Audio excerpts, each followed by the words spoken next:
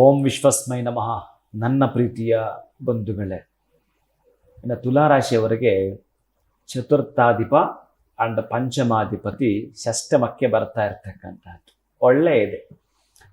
ಅತ್ತೆಗೊಂದು ಕಾಲ ಸೊಸೆಗೊಂದು ಕಾಲ ಅಂತ ತಾವು ಕೇಳಿರ್ತೀರಲ್ಲ, ಇಲ್ಲಿ ತುಲಾರಾಶಿಯವರು ಕೂಡ ಡಬಲ್ ಸ್ಟಾರ್. ಯಾಕೆಂತಂದರೆ ನಿಮಗೆ ಈ ಒಂದು ಮೇಗೆ ಗುರು ಸ್ಥಾನ ಪಲ್ಲಟ, ಅಲ್ಲೂ ಕೂಡ ಗುರುಬಲವನ್ನು ವೆಲ್ಕಮ್ ಮಾಡ್ಕೊಳ್ತಾ ಇದ್ದೀರಿ.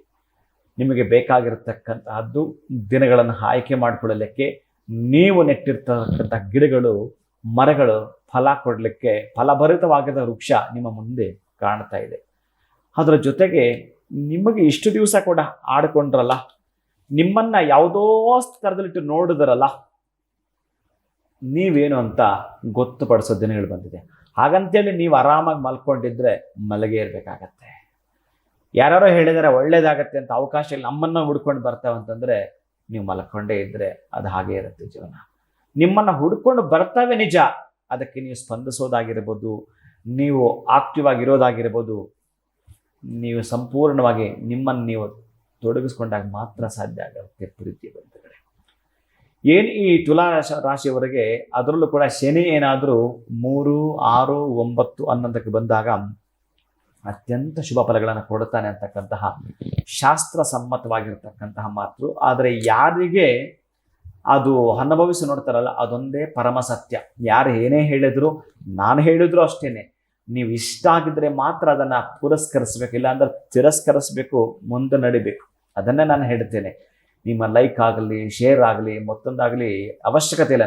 ನಾವು ಲೈಕ್ ಆಗೋದೇ ಮುಖ್ಯ ಆಗುತ್ತೆ ಅನ್ನೋದನ್ನು ನಾನು ಪ್ರತಿ ಹಂತದಲ್ಲಿ ಯಾಕೆ ತಿಳಿಸ್ತೇನೆ ಅಂತಂದರೆ, ನಿಮ್ಮದು ಯಾವುದೋ ಒಂದು ಕಷ್ಟ ಇತ್ತಲ್ಲ, ಯಾವುದೋ ಒಂದು ತಾಪತ್ರ ಇತ್ತಲ್ಲ, ಅದು ನಿವಾರಣೆ ಆಗಲಿಲ್ಲ ಅಂತಂದರೆ ಪೈನ್ ಆಗ್ತಕ್ಕಂಥವನ್ನ. ಅದಕ್ಕಾಗಿ ನಾನು ಹೇಳಿ ನಾವೊಂದು ವಿಷಯ ತೆಗೆದುಕೊಳ್ತೀವಿ ಅಂತಂದರೆ, ಇನ್ನೊಂದು ನಾವು ಚೆನ್ನಾಗಿ ಜ್ಞಾಪಕ ಇಟ್ಕೊಳ್ಬೇಕು. ಈ ಮನುಷ್ಯ ಅನ್ನುವವನೇ ಬಹುಶಃ 95ರಿಂದ 96% ಏನಿದೆಯೋ ಸಮಸ್ಯೆಗಳನ್ನು ಸೃಷ್ಟಿ ಮಾಡಿಕೊಂಡಿದ್ದು ಅವನೇ, ವಿಲ್ವಿಲಂತ ಒದ್ದಾಟ ಮಾಡೋದು ಅವನೇ, ದೇವರನ್ನು ದೂಡೋದು ಅವನೇ.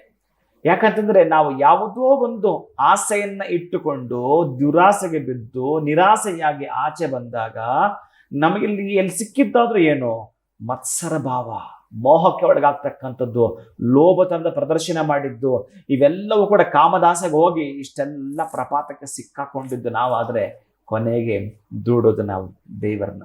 ಅದಕ್ಕಾಗಿ ನಾನೇನು ಹೇಳ್ತೀನಿ ಅಂತಂದರೆ, ಬಹುಶಃ ನಿಮ್ಮನ್ನು ಯಾರಾದರೂ ಕೂಡ ಈ ರೀತಿಯಾಗಿ ನೋಡಿದ್ದರೆ, ನಿಮಗೆ ಬೇಸರ ಮಾಡಿದ್ದರೆ, ದೈಹಿಕವಾಗಿ ಮಾನಸಿಕವಾಗಿ ಹಿಂಸೆಗೆ ಒಳಗಾಗಿದ್ದರೆ, ನಿಮ್ಮದಾಗಿರತಕ್ಕಂತಹ ಅದೃಷ್ಟದ ಕಾಲ ಸನ್ನಿಹಿತವಾಗಿದೆ. ಇಷ್ಟು ದಿವಸಗಳ ಕಾಲ ನೀವು ದುರದೃಷ್ಟದ ಕೋಣೆಯಲ್ಲಿದ್ದರೆ, ಇದೀಗ ಅದೃಷ್ಟದ ದಿನಗಳನ್ನು ಬರ್ತಾ ಇದೆ. ಮಕ್ಕಳಿಂದಲೂ ನೀವು ಬಹುಶಃ ಈ 2.5 ವರ್ಷದಿಂದ ನೋವು ಹೊಂದಿದ್ರಿ, ಬಹುಶಃ ಮಕ್ಕಳ ವಿಷಯದಲ್ಲೂ ಕೂಡ.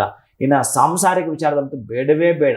ಬಹುಶಃ ನಿಮ್ಮ ಎಡಗೈ ಬಲಗೇನೆ ನಿಮಗೆ ಶತ್ರುಗಳಾಗಿತ್ತು. ಇಷ್ಟೆಲ್ಲ ಕೂಡ ನೋವು ಹೊಂದಿದ್ದಾದ್ಮೇಲೆ ಅದಕ್ಕೆ ಹೇಳೋದು ತಾಳಿದವನು ಬಾಳಿಯ ಅನ್ನೋ ಅಂತ. ನೀವು ತಾಳ್ಕೊಂಡಿದ್ರೆ ಈಗ ನಿಮ್ಮ ಬದುಕು ಬಂಗಾರವಾಗ್ತಾ ಇದೆ. ನಿಮಗೆ ಅದು ವರ್ಣದ ಮುಖಾಂತರ ಗೋಚರ ಆಗ್ತಾ ಇದೆ, ಗೊತ್ತಾಗ್ತಾ ಇದೆ.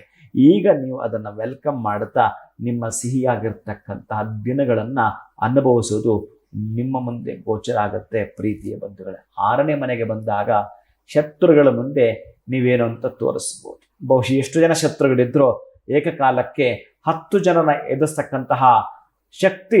ಯಾಕಂದ್ರೆ ನಿಮ್ಮ ಬತ್ತಳಿಕೆಯಲ್ಲಿ ಇದ್ದದ್ದು ಬಾಣವೆಲ್ಲ ಖಾಲಿ ಆಗಿದ್ದು, ಇದೀಗ ಒಂದು ಬಾಣ ಇದೆ. ಅದ್ಯಾವುದು ಗೊತ್ತಾ? ಪಾಶುಪತಾಸ್ತ್ರ. ಈ ಪಾಶುಪತಾಸ್ತ್ರ ಶಿವನಿಂದ ಅರ್ಜುನ ಪಡೆದುಕೊಂಡಿದ್ದು. ಆ ಪಾಶುಪತಾಸ್ತ್ರ ಅಷ್ಟು ಈಸಿ ಇಲ್ಲ, ಅದು ಕೆಲಸ ಮುಗಿಸ್ಕೊಳ್ಳದೆ ವಾಪಸ್ ಬರೋದೇ ಇಲ್ಲ. ಅದು ಈಗ ನಿಮ್ಮ ಕೆಲಸ ಆಗುವಂಥದ್ದು, ವಾಪಸ್ ಬರಲಿಕ್ಕೆ ಚಾನ್ಸೇ ಇಲ್ಲ, ಸಾಧ್ಯವೇ ಇಲ್ಲ. ನೆಗೆಟಿವ್ ನೀವು ಮಾತಾಡೋ ಹಾಗೇನೇ ಇಲ್ಲ. ಅಂತಹದ್ದು ಪಾಶುಪತಾಸ್ತ್ರ ನಿಮ್ಮ ಬಳಿ ಇರತಕ್ಕಂತಹದ್ದೇ ಪ್ರಾರ್ಥನೆ. ಅದನ್ನು ನೀವು ಮಾಡ್ಕೊಳ್ತೀರಿ. ತುಲಾರಾಶಿಯವರಿಗೆ ಹೆಚ್ಚಿನ ಪ್ರಗತಿ ಹೆಜ್ಜೆ ಹಾಕಲಿಕ್ಕೆ ಸಾಧ್ಯವಿರುತ್ತೆ.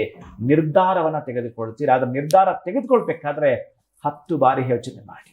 ನೀವೇನು ನಿರ್ಧಾರ ತೆಗೆದುಕೊಳ್ತೀರೋ, ಇನ್ನೊಂದು ಮಾತು ನಿಮಗೆ ಎಚ್ಚರಿಸಿ ಹೇಳೋದಾದ್ರೆ, ಇಷ್ಟು ದಿವಸ ಶತ್ರುಗಳಿಂದ ನೀವು ತೊಂದರೆ ಒಳಗಾಗಿದ್ರಲ್ಲ, ಅದೇ ಶತ್ರುಗಳಿಂದಲೇ ಲಾಭ ಆಗ್ತಕ್ಕಂತಹ ದಿನಗಳು ನಿಮ್ಮ ಹತ್ತಿರ ಬರ್ತಾ ಇದ್ದಾವೆ. ಜೊತೆಗೆ ಅವರಿಂದಲೇ ಲಾಭವೂ ಆಗುತ್ತೆ. ನೀವು ಗಮನಿಸಬೇಕು. ನೀವು ತುಚ್ಛವಾಗಿ ಕಾಣಬಾರ್ದು. ಅವ್ರು ಯಾರೋ ಕಂಡ್ರು ಅಂತ ನೀವಾಗ ಕಂಡ್ರೆ ಪ್ರಯೋಜನ ಬರೋದಿಲ್ಲ. ನಮಗೂ ಅವ್ರಿಗೂ ವ್ಯತ್ಯಾಸವೇನು? ನಾವು ಹಾಗೆ ನೋಡಿದ್ರೆ ಅದಕ್ಕೆ ನಿಮ್ಮಲ್ಲಿ ಏನ್ ಮಾಡ್ಬೇಕು ಅಂತಂದ್ರೆ ಅವನಲ್ಲಿರ್ತಕ್ಕಂಥ 10 ಗುಣಗಳಲ್ಲಿ ನಮಗೆ 6 ಕೆಟ್ಟದ್ದು ಬೇಕಾಗಿಲ್ಲ, ಪಕ್ಕಕ್ಕೆ ತೆಗಿ, 4 ಧರ್ಮಾರ್ಥ ಕಾಮ ಮೋಕ್ಷ ನೀನ್ ತೆಗೆದುಕೊಳ್ಬೇಕಾಗತ್ತೆ. ಅವನಿರ್ತಕ್ಕಂಥ ಎಲ್ಲವೂ ಕೂಡ ನೀನು ಚೆಕ್ ಮಾಡ್ತಕ್ಕಾದ್ರೆ ಯಾರ ಹತ್ರ ಹೇಗೆ ಮಾತಾಡಬೇಕು, ಅವನ ಹತ್ರ ಮಾತಾಡ್ತಕ್ಕಂಥದ್ದು ನೀನು ಮಾಮೂಲಿಯಾಗಿ ಮಾತಾಡ್ತಕ್ಕಂಥದ್ದು ಇದೆಯಾ, ಮಾತಾಡಬಹುದಾ ಬೇಡವಾ ಅಂತಕ್ಕಂತಹದ್ದು ನಿನ್ನ ಟಾಕಿಂಗಲ್ಲಿ ನೀನು ಗೊತ್ತು ಮಾಡ್ಕೊಳ್ಳೇಬೇಕಾಗಿರ್ತಕ್ಕಂಥ. ಈಗ ನಾರ್ಮಲ್ ಟಾಕ್ ಮಾತಾಡ್ಬೇಕಾ, ಫಾರ್ಮಲ್ ಟಾಕ್ ಮಾತಾಡಬೇಕಾ, ಅಥವಾ ರಿಸಲ್ಟ್ ಟಾಕ್ ಮಾತಾಡಬೇಕಾ, ಏನು ಅನ್ನೋದನ್ನ ನೀನು ಗೊತ್ತುಪಡಿಸ್ಕೊಂಡ್ಬಿಡ್ತೀಯ ಅಂಥದ್ದನ್ನು ನಿನ್ನ ಬಳಿ ಬಂದಿದ್ದೇವೆ. ಅದಕ್ಕೆ ನಾನು ಇಷ್ಟೆಲ್ಲ ಎಚ್ಚರಿಸಿ ಹೇಳ್ತಾನೆ, ಓಂ ಶಂ ಶನೇಶ್ವರಾಯ ನಮಃ. ಇದೊಂದೇ ನಿನ್ನ ಮಹಾಯುಧ, ಮಹಾ ಮಂತ್ರ. ಅದಕ್ಕೆ ಮಾರ್ಚ್ 29 ನಿಮ್ಮ ಪರೀಕ್ಷೆ ಬರೆಯುವ ದಿನ ನಿಮಗೆ ಬಿಟ್ಟಿತ್ತು.